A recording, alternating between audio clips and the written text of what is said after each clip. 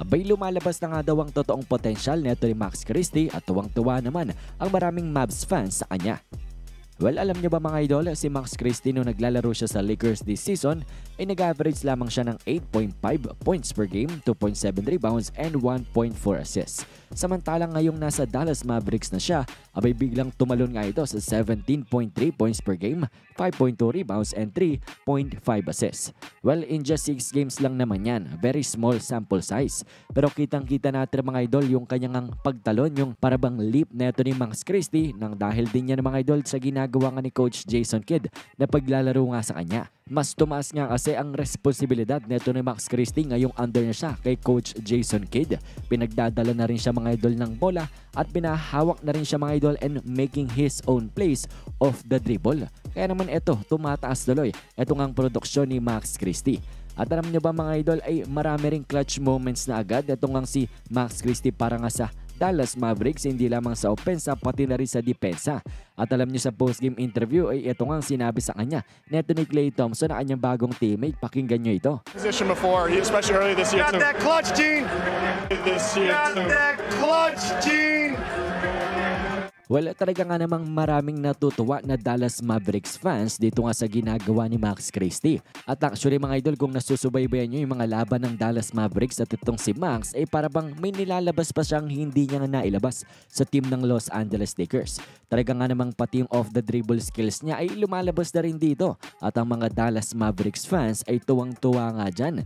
At sa sobrang tuwa nga nila ay ito ang kanilang kiniklaim. Sabi nung isa dito, someone said Max Christie gonna end up daw being the SGA of the Luka AD trade.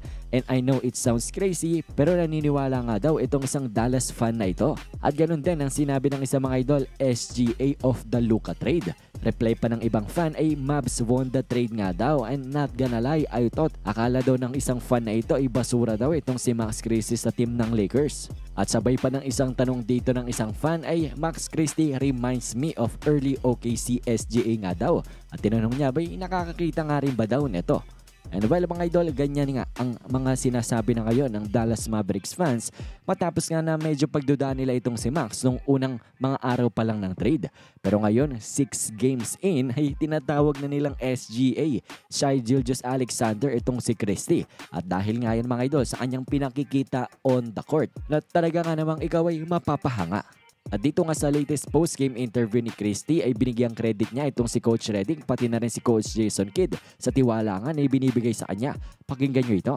Having a coach that'll trust you like that is super important. I think JJ did that with me even in LA, and Coach Kidd even here too.